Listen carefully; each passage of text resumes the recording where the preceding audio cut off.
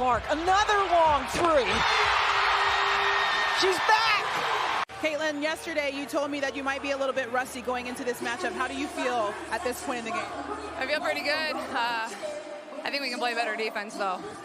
You won't believe this. After missing 5 straight games due to a quad injury, Caitlin Clark made her return to the court.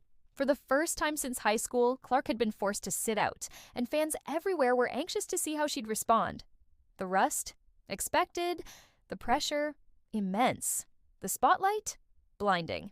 But Clark stepped onto the court with her signature confidence, ready to remind everyone why she's the reigning Rookie of the Year. She wasn't just returning, she was reclaiming her throne. Yeah, I'm really excited.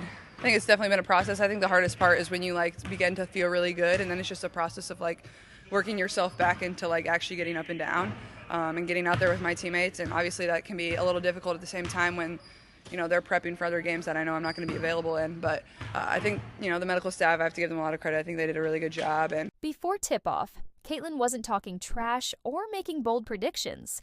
Instead, she told reporters she was just looking to give herself grace as she returned from her injury.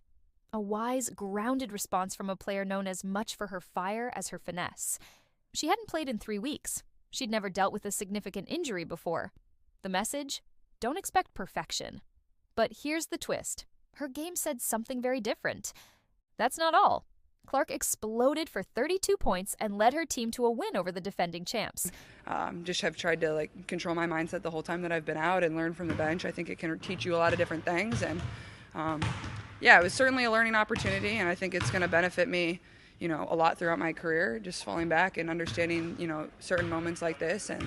But I'm super, super excited. I'm antsy to get out there and probably shake off a little bit of rust and play. It wasn't just a solid return. Caitlin Clark flat out dominated.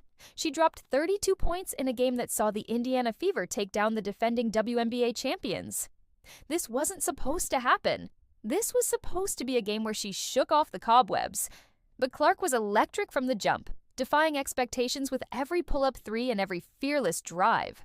Fans weren't just watching a comeback. Do me a favor. They were witnessing a statement. And pay your respects to Caitlin Clark and the Indiana Fever. Go home, Liberty, ending their undefeated season, 8-0, defending champs. What? Doesn't matter. First game back, sent their bags packing home. Brianna Stewart, go home. Then came the moment that reminded everyone exactly who Caitlin Clark is. Midway through the first quarter, she knocked down 3 consecutive three-pointers.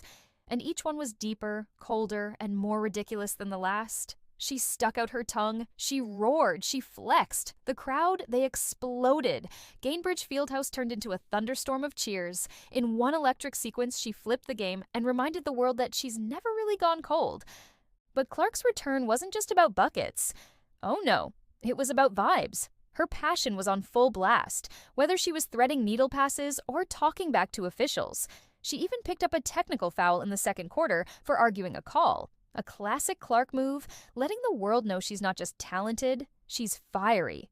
That mix of edge and elegance, that's what makes her different. That's what makes her Caitlin. Obviously I wanted to be back as soon as possible, but with this type of injury, it's just kind of like a day-to-day thing to see how I feel and see how my body responds to, everything that we're doing. And, honestly, over the course of the 2 weeks, I responded really, really well, which was positive.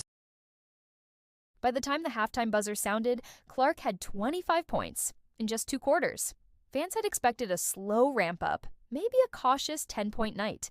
Instead, they got a first-half explosion from one of the most magnetic players in the league. Her range was absurd, her energy was infectious, and every bucket felt like a spark. This wasn't just a strong showing. This was a player who looked like she hadn't missed a minute, let alone 3 weeks. It didn't start with fireworks for Clark. In fact, the Liberty jumped out to a quick 17-6 lead, with Sabrina Ionescu looking sharp and confident. For a moment, it seemed like the storyline would be Clark playing catch-up. But that's the thing about great players. They adjust, they respond, and they rise. Clark scored just her second field goal with a few minutes left in the first quarter, and then she took over. Obviously this is a really big game for us coming off of a loss and still, in the standings for Commissioner Cup if we can find a way to win tomorrow. This wasn't a one-woman show. Kelsey Mitchell knocked down big shots. Aaliyah Boston went to work inside. Lexi Hull added crucial first-half points. The The Fever's offense looked alive, moving with tempo and confidence. And with Clark at the helm, finding her spots and hitting shooters in stride, everything clicked. The Liberty struggled to keep up, especially without star forward Jonquel Jones, and the Fever smelled blood. Things got tight in the fourth quarter. Clark looked human for a brief stretch, missing a pair of free throws and committing a few turnovers. The Liberty clawed within 4 points, but when Clark returned with just under 4 minutes left and an 11-point lead, she calmed the storm. She dished a couple of perfect assists, managed the clock, and made sure the Liberty's comeback ended right there. She didn't just score, she closed. After the game, Clark told reporters it almost felt like a new season was beginning, which makes sense considering she'd only played 4 games before her injury. But let's be honest, with a 32-point performance like that, there's no way to describe her condition as anything less than midseason form. She was crisp, she was dominant, she was back. And if this is just the beginning, the WNBA better watch out. Still fired up from that performance? We are too. That's why you need to hit subscribe to Chic and Hoop 2, the channel where women's basketball greatness gets the spotlight it deserves. From WNBA breakdowns to college stars on the rise, we bring the energy, the highlights, and the stories you won't see anywhere else. Turn on those notifications and never miss a moment, because Caitlin Clark is just getting started. And so are we.